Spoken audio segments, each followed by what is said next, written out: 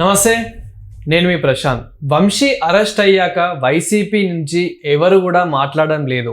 So అలాంటిది ఇప్పుడు ఈరోజు కొడాలి నాని బయటకు వచ్చి అయితే మాట్లాడడం జరిగింది. అదేవిధంగా కొడాలి నానితో పాటు ఇంకా వైసీపీ కార్యకర్తలు ఎవరైతే ఉన్నారో సో వాళ్ళు కూడా మాట్లాడడం జరిగింది. అసలు ఇంతకీ ఏం మాట్లాడారు? సో దీని గురించి అయితే మాట్లాడేందుకు ప్రస్తుతం మనతో పాటు సీనియర్ పొలిటికల్ అనలిస్ట్ కృష్ణకుమారి గారు ఉన్నారు. నమస్తే మేడం. నమస్తే మేడం, వంశీ అరెస్ట్ అయ్యాక సో అసలు వైసీపీ నుంచి ఎవరైతే ముందుకు రాలేదు అంటే భయపడుతున్నారంటారా? అలాంటిది ఇప్పుడు కొడాలి నాని అయితే బయటకు వచ్చి కొంచెం మాట్లాడడం అయితే జరిగింది. అది కూడా అంతంత మాత్రానే మాట్లాడినట్టయితే మనకు అనిపించింది. ఇంతకు ముందు లాగైతే మాట్లాడలేదు. సో ఇంతకీ ఏం మాట్లాడారు? అంటే ఒక రకంగా చూసుకుంటే ఏమనుకున్నారంటే ఎంతైనా వాళ్ళకి శత్రువు గురించి బాగానే తెలుసు. అంటే చంద్రబాబు నాయుడు గురించి బాగానే తెలుసు. అతను చట్టం ప్రకారం వెళ్తాడు, కక్ష సాధింపు చర్యలు ఉండవు అని చెప్పి అతను అనుకుంటే కానీ ఇంత త్వరగా అంటే ఎప్పుడో అవుద్దని అనుకున్నారు వీళ్ళు. నిజానికి కొత్త ప్రభుత్వం రాగానే ఏదో జరుగుద్ది అని అనుకున్నారు వాళ్ళు. ఒక రకమైన షాక్లోనే ఉన్నారు. ఎవరు పెద్దగా బయటకు వచ్చి మాట్లాడడం ఏది చేయటం అది పెద్దగా చేయలే. అయితే వాళ్ళ ఆశల మీద నీళ్ళు చల్లినట్లు ఇప్పుడు వల్లభనేని వంశీ అరెస్ట్ అయ్యాడు. వల్లభనేని వంశీ అరెస్ట్ అయిన తర్వాత కొంతమంది ఏమో కక్ష సాధింపు చర్య అన్నారు, కొంతమంది ఇది అన్నారు, కొంతమంది అది అన్నారు, ఏదేదో అన్నారు. ఇంకా రెడ్ బుక్ తీసేశాడనేమో పార్టీ వాళ్ళు అనుకున్నారు. ఎవరు ఏమనుకున్నా రెడ్ బుక్లో ఉన్నా లేకపోయినా ఇతను తప్పు చేశాడా లేదా వంశీ, ఇదే పాయింట్ ఇక్కడ. వాళ్ళు పోలీసులు పెట్టిన ఎఫ్ఐఆర్ ఏదైతే ఉందో ఎఫ్ఐఆర్ కరెక్టా కాదా, ఈ ఎఫ్ఐఆర్లో పెట్టింది రేపొద్దున కోర్టులో ప్రూవ్ అవుతుందా లేదా, అదే కదా. ఎవరే కక్ష సాధింపు చర్య అనుకోండి, నిజం అనుకోనివ్వండి, అబద్ధం అనుకోనివ్వండి, ఇవన్నీ కోర్టుకు సంబంధం లేదు. కోర్టుకు కావాల్సింది ఏంటి? సాక్ష్యాలు, ఆధారాలు. ఆ సాక్ష్యాధారాలు ఇవ్వగలరా లేదా పోలీసులు అనే దాని మీద ఈ కేసు ఆధారపడి ఉంటుంది. ఇప్పుడు జగన్మోహన్ రెడ్డి వచ్చి ఏం మాట్లాడినా, కొడాలి నాని వచ్చి ఏం మాట్లాడినా, వల్లభనేని వంశీ ఇంతకుముందు ఏం మాట్లాడినా, ఇప్పుడు వాళ్ళ ఆవిడ వచ్చి ఏం మాట్లాడినా ఏం ప్రయోజనం లేదు. ఇప్పుడు ప్రస్తుతానికి ఉన్న విషయం ఏంటి అంటే ఈ ఎఫ్ఐఆర్ని క్వాష్ చేసుకోవటం హైకోర్టులో వీళ్ళకి అనుకూలంగా రాకపోతే సుప్రీంకోర్టులో వేసుకోవటం. అందరూ అదే కదా చేస్తారు, వాళ్ళు కూడా అదే చేస్తారు. క్వాష్ అవ్వలేదు అనుకోండి, 14 రోజులు రిమాండ్ అయిపోయిన తర్వాత మళ్ళీ పొడిగిస్తారా? ఒకవేళ కస్టడీ అడుగుతారా? ఏదైనా ఆ ప్రొసీజరల్ ప్రకారం జరగాల్సిందే తప్పితే మీరెళ్ళి అమాంతం గుర్రాలు బాంబులు అవి ఇవి వేసుకుని వెళ్ళి బందిపోటు దొంగల మాదిరి వెళ్ళి జైలు నుంచి ఇడిపించుకోవడం అయితే జరగదుగా ఈ కాలంలో. మీరు ఎన్ని మాట్లాడినా మీరు చట్టానికి అనుకూలంగా చట్టానికి బద్దులై ఉండాల్సిందే, ప్రభుత్వం కూడా చట్టానికి బద్దులై ఉండాల్సిందే. అంతేనా కాదా? అలా కాకుండా మీరన్నట్లు కక్ష సాధింపు అది కూడా నిజమే అనుకుందాం. పోనీ కక్ష సాధింపు నిజమైతే మరి మీరు చంద్రబాబు నాయుడు గారి మీద పెట్టిన కేసు కూడా కక్ష సాధింపేనా? రంగనాయకమ్మ గారిని గుంటూరులో లేకుండా చేసింది కూడా కక్ష సాధింపేనా? ఆవిడ ఫేస్బుక్లో పెట్టినందుకు. మరి ఒక జర్నలిస్టుని మీరు అర్ధరాత్రి అరెస్ట్ చేశారు, అది కూడా కక్ష సాధింపేనా? ఇప్పుడు డాక్టర్ సుధాకర్ మాస్కులు అడిగితే అతను చచ్చిపోయేలాగా చేశారు, అది కూడా కక్ష సాధింపేనా? మరి ఇప్పుడు అవన్నీ కక్ష సాధింపులు అని మీరు ఒప్పుకుంటే కనుక ఇది కూడా కక్ష సాధింపు అవుతుంది. అవైతేనేమో మీరు నికార్సుగా రూల్ బుక్ ప్రకారం చేసినట్టు మీరు చేస్తే, రెండో వాళ్ళు చేస్తేనేమో కక్ష సాధింపు. ఇట్లున్నాయి మీ తెలివితేటలు. మరి ఆ తెలివితేటలు అరికాల్లో ఉన్నాయా మోకాల్లో ఉన్నాయో అర్థం కావట్లా. మేము అదే విధంగా కొడాలి నాని ఏమంటున్నారంటే మీ మీద కూడా 3 కేసులు ఉన్నాయి కదా అంటే 3 కేసులు ఏంటి 30 కేసులైనా పెట్టుకోండి అని చెప్పేసి మాట్లాడడం జరుగుతుంది. ఇది ఈరోజు తాజా వార్త. దీనికంటే ముందే ఏమన్నాడు? అసలు మమ్మల్ని టచ్ చేస్తే చూపిస్తామన్నాడు. అన్నాడా లేదా? మరి ఎందుకు చూపించలా? ఇప్పుడు ఇంకా కామ్ అయిపోయాడు. అసలు ఓడిపోయినప్పటి నుంచే కామ్ అయిపోయాడు. ఇవన్నీ కూరలు తీసిన పాములు, గాలిపోయిన బెలూన్లు, ఇలాంటి ఏమన్నా చెప్పుకోవాలంటే అవి చెప్పుకోవడం తప్పితే వేరే ఏమీ లేదు. నేను లేస్తే మనిషిని కాదంటాడు ఒక్కొక్కడు. లేవడం అదేమిటి, నేను లేవలేదుగా అంటాడు సింపుల్గా. నేను లేయిస్తే కదా మనిషిని కాదన్నాను అంటాడు. ఈ లెక్కలో ఉన్నారు వీళ్ళందరూ. సరే ఎవరు ఎప్పుడు ఎవరి మీద ఎవరు నెక్స్ట్ అనే దాని మీద ఉన్నారు. అవును. ఎవరి కాళ్ళకి గుండెల్లో ఎవరు నెక్స్ట్ అదే. పైకి ఇంకోటి కూడా ఉంది, అసలు ఎవరెవరినో తొందరగా తేల్చేసి జైల్లో పడేస్తే బాగుండు, అదేదో ఆ 4 రోజులు ముచ్చట కూడా తీరిపోతే వాళ్ళకి కూడా కక్ష తీరిపోయింది అంటే ఇక మన వదిలేస్తారు అని కూడా అనుకుంటున్నారు వాళ్ళు. అట్లా ఉండదు.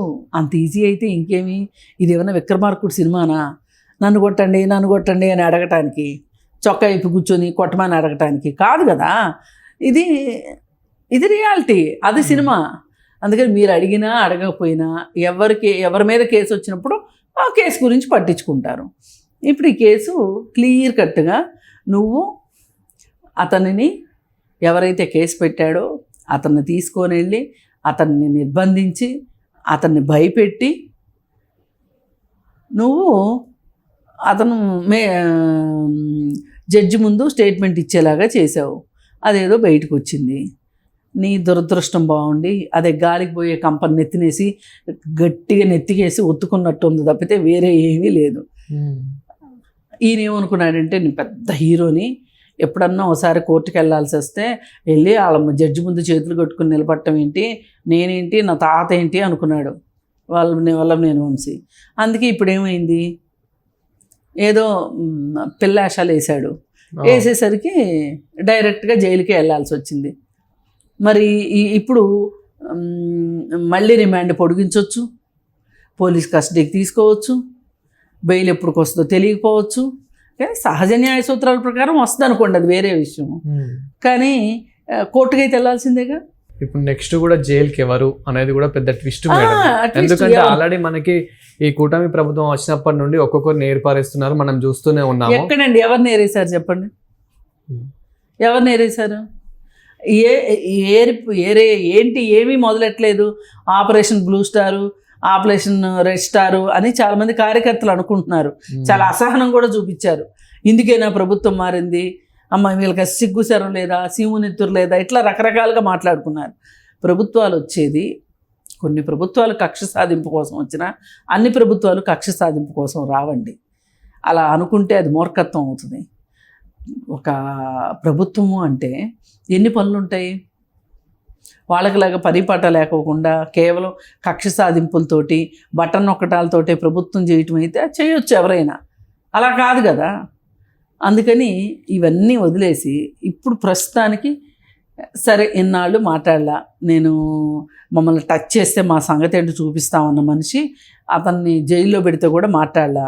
ఇవాళ అయితే వచ్చాడు బయటికి, వచ్చి ఇప్పుడు కూడా రాకపోతే ఇంకా రాడేంటి అని చెప్పి అందరూ మాట్లాడుతుంటే ఇక చచ్చినట్టు జగన్మోహన్ రెడ్డి కూడా బయటకు వచ్చిన తర్వాత అప్పుడు ధైర్యం వచ్చింది నేను కొడాలి నానికి. వచ్చాడు బయటికి, వచ్చినప్పుడు ఏంటండి ఈ మధ్య మీరు యాక్టివ్గా లేరు అంటే, అవును ఉద్యోగం పోయాక కూడా ఉంటామా అని మాట్లాడాడు. మరి ఆయనకే తెలియాలి, ఆయనకి అసలు మళ్ళీ ఉద్యోగం వస్తుందని నమ్మకంలో ఆయన ఉన్నాడా, అసలు ఆయన మొహంలో మళ్ళీ మనం పాత కళాకాంతుల్ని ఆ పాత జోషు చూస్తామా లేదా, మనకు అదృష్టం ఉందా లేదా అంటే ఆయన మాట్లాడే బూతులు విని అదృష్ట భాగ్యం మనకు ఉందో లేదో చూడాలి. మరి ఆయనకు ఉద్యోగం వస్తే ఆ అదృష్టం వస్తుంది, ఉద్యోగం లేనప్పుడు మాట్లాడలేడు కదా ఆ విధంగా. సరే ఆవిడ అడిగిన ప్రశ్నకి చాలా వెటకారంగా చాలా జాగ్రత్తగా సమాధానం చెప్పాడు. మామూలుగా అసలు మనకి వల్లభనేని కొడాలి నాని దగ్గర ఇంతటి సంయమనాన్ని మనం ఎప్పుడు చూడలే. కాస్త హాస్య ధోరణిలోనే మాట్లాడాడు. అవును, అంటే మనం గతంలో ఎప్పుడు చూసుకున్నా కానీ సీరియస్ గానే అదే మాదక ద్రవ్యాలు సేవించిన వాడికి మళ్ళీ కళ్ళు దాగిన కోతిలాగా ఎగరటం తప్పితే ఈ మాదిరి కుదురుగా మాట్లాడింది ఎప్పుడూ లేదు. సరే ఓళ్ళ బళ్ళు అవుతాయి. ఇప్పుడు ఆ పరిస్థితిలో ఉన్నాడు కాబట్టి ఆ మాదిరిగా అంటే ఎంతో కొంత ఒళ్ళు దగ్గరికి వచ్చిందని అర్థం అన్నమాట. దీన్ని బట్టి ఇంతకుముందు చేసినట్టు ఒళ్ళు దగ్గర లేని వ్యాఖ్యానాలు చేసి మన కర్మకు మనం బీపులు వేసుకుని తినే పరిస్థితి లేకోకుండా ఇప్పుడు కాస్త ఒళ్ళు దగ్గర పెట్టుకొని మాట్లాడాడు. పైగా అదేగా చెప్పాడు, 3 కేసులు కాకపోతే 30 కేసులు, నాకు 3 మంది లాయర్లు ఉన్నారు, ఇలా చెప్పుకుంటూ వచ్చాడు కదా. ఇప్పుడు చాలామంది ఏమనుకుంటున్నారంటే మళ్ళీ మనం కొడాలి నాని విశ్వరూపం చూడాలి అంటే ఆయనకు మళ్ళీ పదవి వస్తే తప్పితే ఆయన విశ్వరూపం చూడలేము అనేది జనాలకు కూడా అర్థమైపోయింది. కాకపోతే జనాలు కూడా ఆయన విశ్వరూపాన్ని పదే పదే చూడాలని అనుకుంటున్నారని నేను అనుకోను. అందుకని వీళ్ళంతా ఏంటంటే ఓ 30 ఏళ్ళు ఉంటాం కదా అని పథకరచన చేసుకొని ఎవరికి ఇష్టం వచ్చినట్టు వాళ్ళు తాడేపల్లి స్క్రిప్ట్ని పాటలు పాడుకుంటా హరిదాసుల మాదిరి తిరిగారు దేశం మీద పడి. ఇప్పుడు ఎవరికి వాళ్ళు అతనున్నాడు అనిల్ కుమార్, ఎవరు నెల్లూరు అతను, అతను ఒక అమ్మ అబ్బకి పుడితే ఏం మాటలు రావి అసలు అర్థం కావట్లేదు.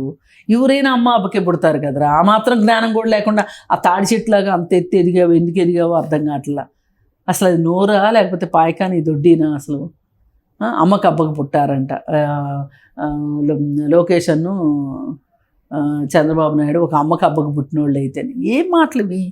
ఎవరిని అవమానిస్తున్నారు మీరు? ఇదే మాట మిమ్మల్ని అడిగితే ఇప్పుడు మీ అమ్మని తిట్టడానికి కాదు, వేరే వాళ్ళ అమ్మని తిట్టేది ఎందుకు మాట్లాడుతున్నారో అర్థం కావట్లేదు. బ్యాచ్ అట్లాగే తెచ్చారు. ఇప్పుడు నిన్ను నీటిపారుదల శాఖ మంత్రిని చేశారు, నువ్వు ఎంత అందంగా ఎలగబెట్టావో తెలుస్తూనే ఉంది. దానికి సంబంధించి నీ మీద కేసు రావచ్చు. మళ్ళీ ఆ తర్వాత అంబటి రాంబాబుని చేశారు. అంబటి రాంబాబు అసలు అదేంటో నాకే అర్థం కాలేదు, మీకు కూడా అర్థం కాదు అని చెప్పి ఓ పెద్ద స్టేట్మెంట్ ఇచ్చేసాడు, పెద్ద తత్వవేత్తలాగా వేసి. సరే అవన్నీ అర్థం కాని విషయాలను ఎత్తినేసుకోవడం ఎందుకులే అని చెప్పి ఆ వచ్చిన డ్యాన్స్ ఏదో వేసుకుంటా సంక్రాంతి పండగకి డాన్సులు వేసుకుంటా రోడ్డు మీద తిరిగాడు. వీళ్ళు మంత్రులు, విద్యాశాఖ మంత్రి 1-2 సార్లు ప్రెస్ మీట్ పెట్టినట్టు గుర్తు నాకు, ఆ బొత్స సత్యనారాయణ. ఆయనే మాట్లాడాడు, ఆయనకు అర్థం కాదు, ఆయన మాట్లాడింది మనకు అర్థం కాదు. మీ మంత్రుల సంగతులన్నీ ఇలా ఉన్నాయి, ఒకళ్ళ తర్వాత ఒకళ్ళు మీరు చేసిన పనులను బట్టి ఉంటాయి తప్పితే కక్ష సాధింపు చర్యలను బట్టి ఉంటాయని నేనైతే అనుకోను. Thank you.